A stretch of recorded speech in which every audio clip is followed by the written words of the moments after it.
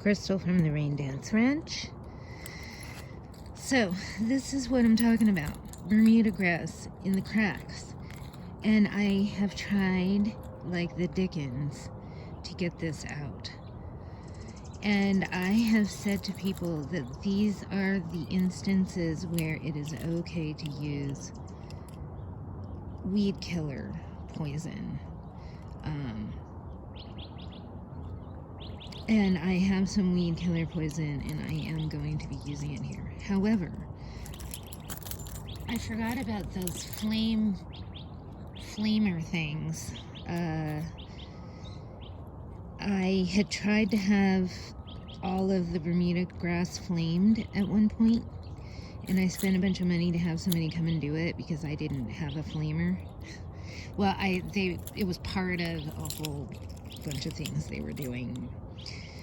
It didn't hardly make a difference at all. I mean, this Bermuda grass can be poisoned, burned, cut down to the nub. It just doesn't go away. The best thing you can do is smother it, or you have to continually poison it. However, I think continually burning it might help too. So I may start looking in to getting one of those flamer things and try that instead of poisoning even these cracks. And I'm not going to be planting anything here because this is like an overflow parking spot. There was a bunny that just ran out in front of the car that was driving by. I was like, don't hit the bunny. The guy had to slow down for the bunny. I wish I would have. I don't know. It would have been too crazy to try to get it on film. It happened so fast. Darn it, I wanted to get that little bunny on film. Okay, anyways. But I do, so that's why I'm not too concerned about using poison like right here. And again, it's just going to be a little spray right in these spots that I just cannot get to. But I want to talk about my yard and the Bermuda grass.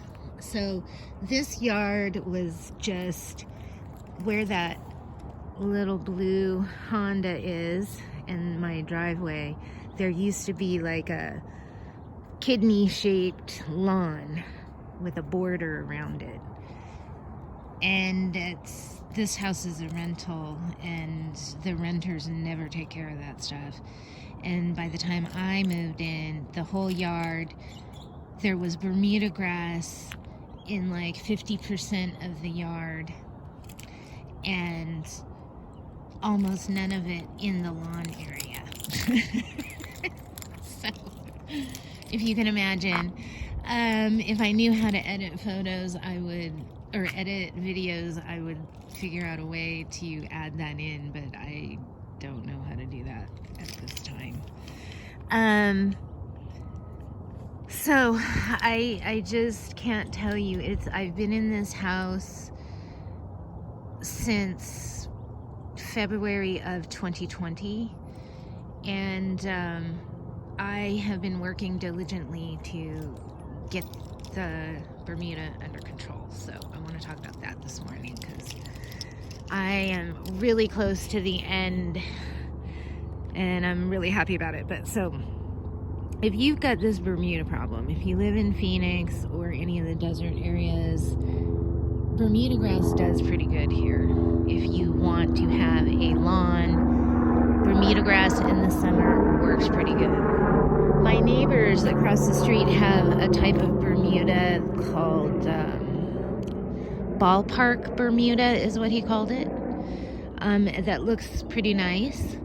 And then in the winter time, you put like winter rye or fescue seeds. And see, like right now it's winter and they put their winter lawn in. If you live like in Palm Springs, you would put the seed down in September. They typically do it, from what I understand. And here in Phoenix, you want to do it during the month of October. Although you could do it the end of September. But typically you want to get it done before Halloween. Anytime after that, it'll still come up, but it just comes up real patchy. If you do this in October, within a week, it's almost completely filled in. And then it just looks like this beautiful, soft green. It's beautiful. I used to have that in my backyard at my other house. And it was really nice to have. But, you know, it's just something that needs to be attended to all the time. So anyways, there is value in Bermuda grass. However, if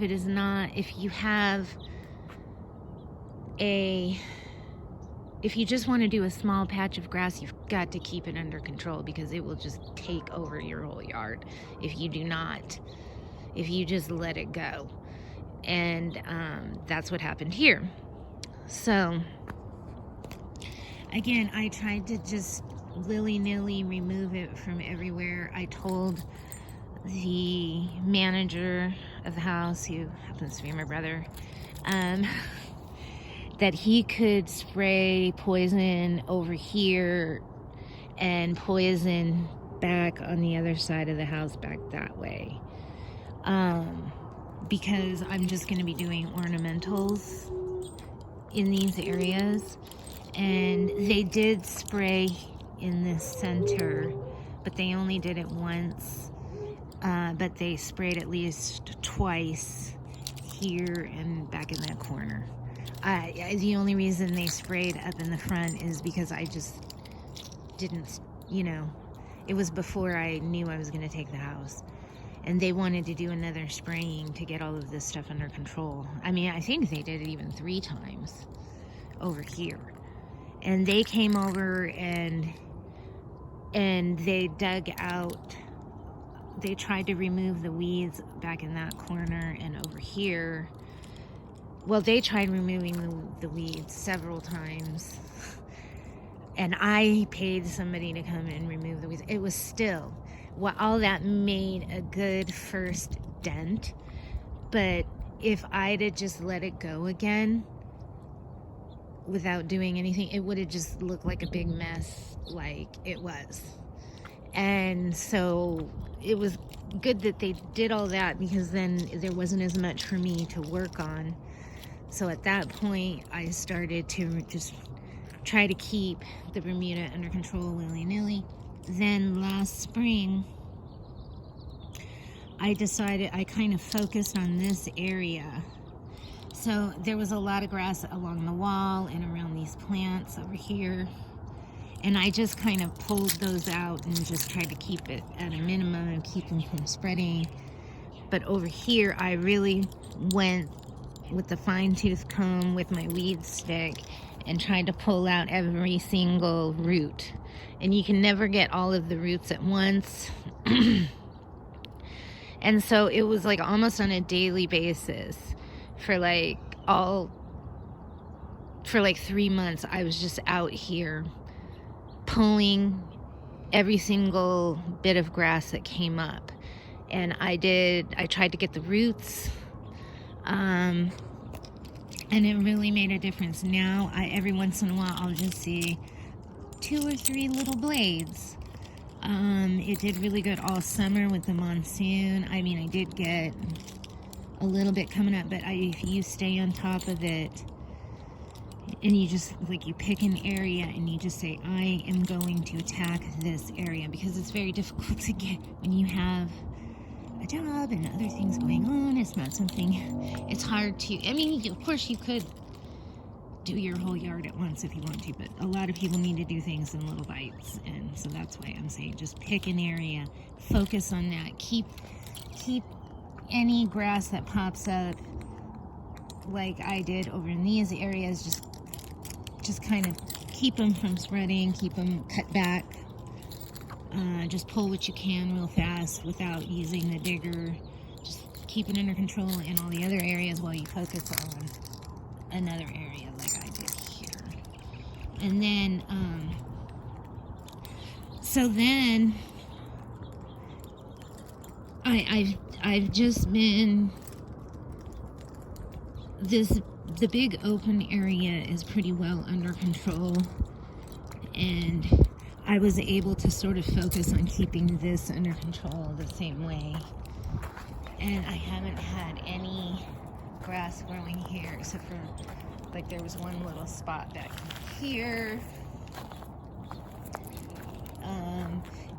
These two here were rife with Bermuda grass. And I just recently finally came over here and spent a couple hours just pulling them out by the roots and getting every single leaf by the root, not just cutting them down and pulling them out willy-nilly. Like, I went fine-tooth comb, and then I covered it with some wood chips so that, because there is going to be more grass blades coming up, and the wood chips just makes them easier to actually pull, and it will start to weaken. And another thing that happens is the roots, if you don't let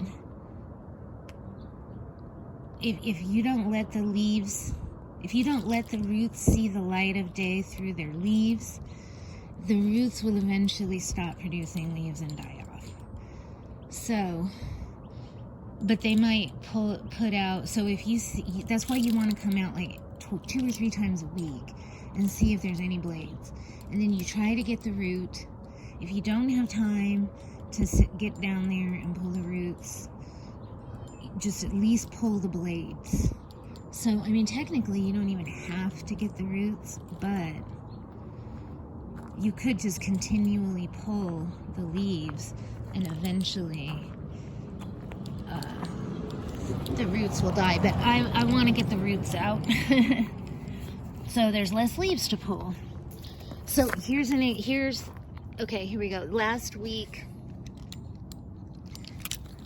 these blades were not here, so there's more blades coming up. So let's see what happens when I pull on it. Okay, see, I just got the blade and there's still a little bit connected to the root right here. And this one is in there pretty good, and I was able to get the root. So that's good. Let's see. Oops. See if I can get the root on this one. Nope, can't get the root on that one. So, but at least it's that root that was attached to doesn't have a way to benefit from photosynthesis.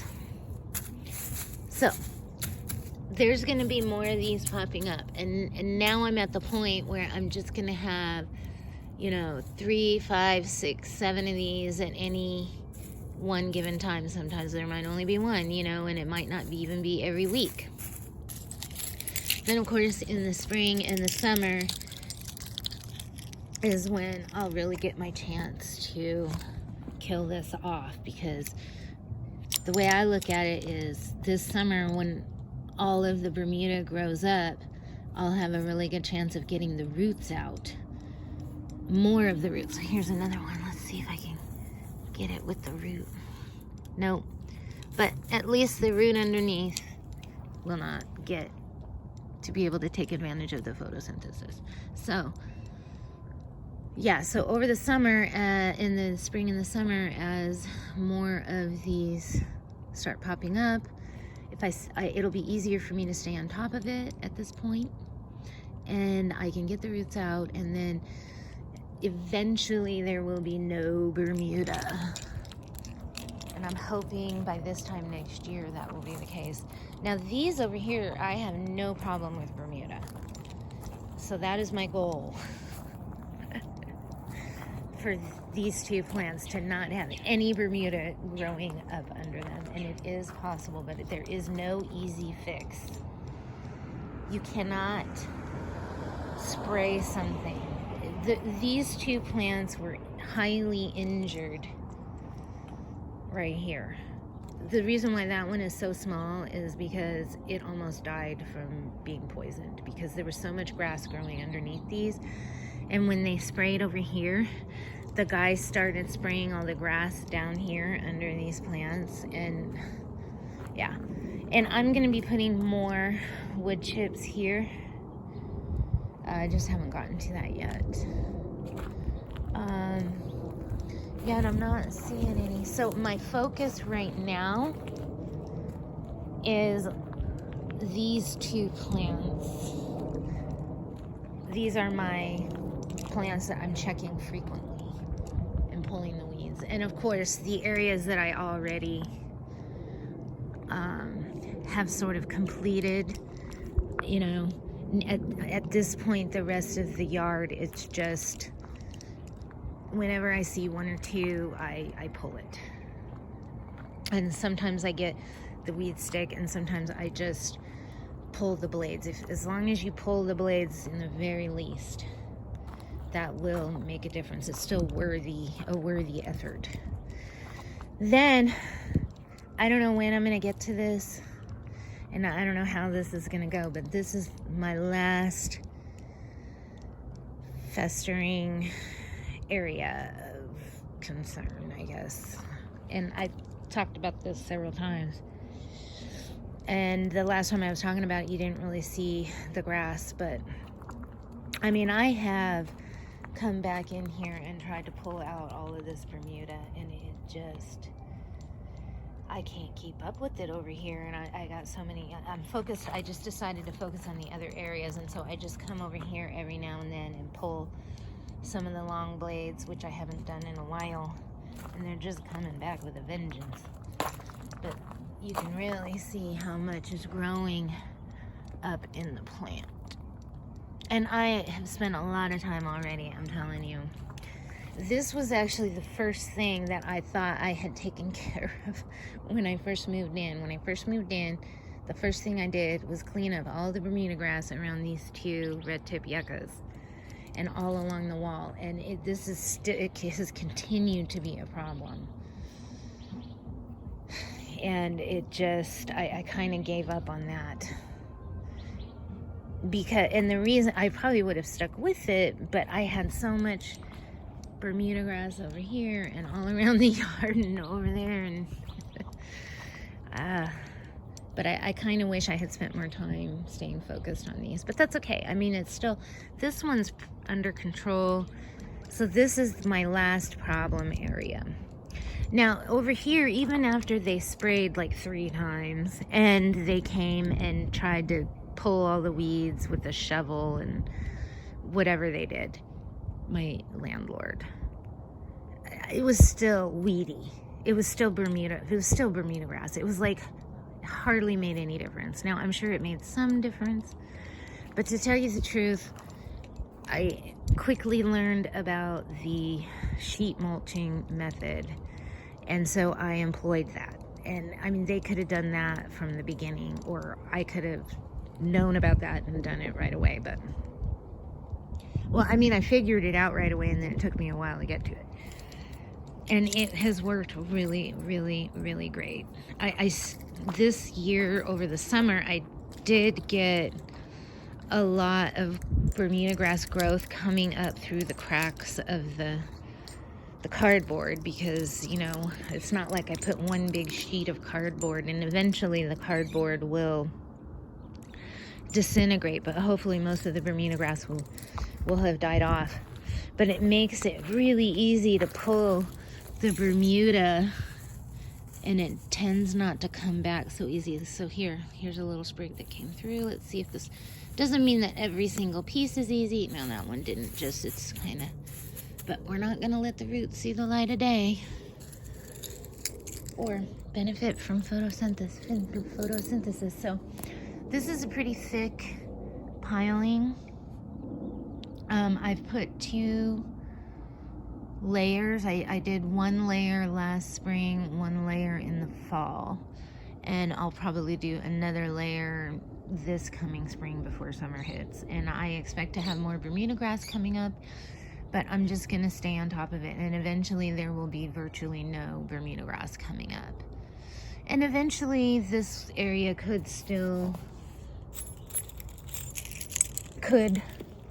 begin to allow weed seeds to germinate, but the Bermuda grass is growing because there's Bermuda roots in the ground, and we're just gonna obliterate all of that. And to tell you the truth, most weeds are actually easier to deal with than Bermuda. There is one type of weed though that just keeps coming up, and it's this guy. I can't tell you how many of these I have pulled already, and what it is they've been, too many of them have been allowed to go to seed, so it's probably going to be a problem for years or forever, because can't always get to them in time, or you miss them because they're so low growing, and they're pretty easy to pull, but they really proliferate fast. Excuse me.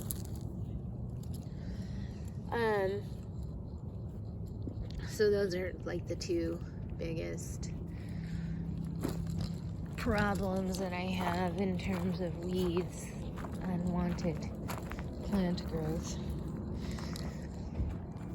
So anyway, so I hope this gives you some idea of how to handle Bermuda grass. You kind of do overall control, and then you pick an area and you just focus on that, right? Like I just focused on that area over there on the other side of my car every day for like 3 months last spring, and it's really under control now. Now it's just a matter of walking around and, oh, here's one here, here's one there, here's one over here, and then I'm gonna go back over to my focus area, my new problem child area, which is this one. Although I've got areas in the back, so I'm actually more focused on some areas in the back right now. So anyways, I'm hoping that by this spring, or before the start of summer, I will have this one more under control. But I'm at the point now where it's just go around and just, there's going to be 1 or 2 or 3 or 4 here and there, and it's under control. The next, I think usually it's the end of February and through March where you're going to start seeing the next profusion of weeds. So they're here in Phoenix anyways. Oh, and then these I do need to get something done. I mean, they are kind of pretty, but these do not just pull up. Like, I'm gonna have to get a shovel, but I'm probably gonna just leave them there for Thanksgiving. I might trim some back a little bit in some areas over here, but they're actually look kind of pretty, but I really don't think I want them there. I don't know. I mean, they do look good. Okay, let's take a look at these are my purple pot eaters. Love those. And I love the way they blended in with the red ones. Real happy with these. And look at these red ones are popping now. They look real good. And when they're these next to the red ones, look real corally now.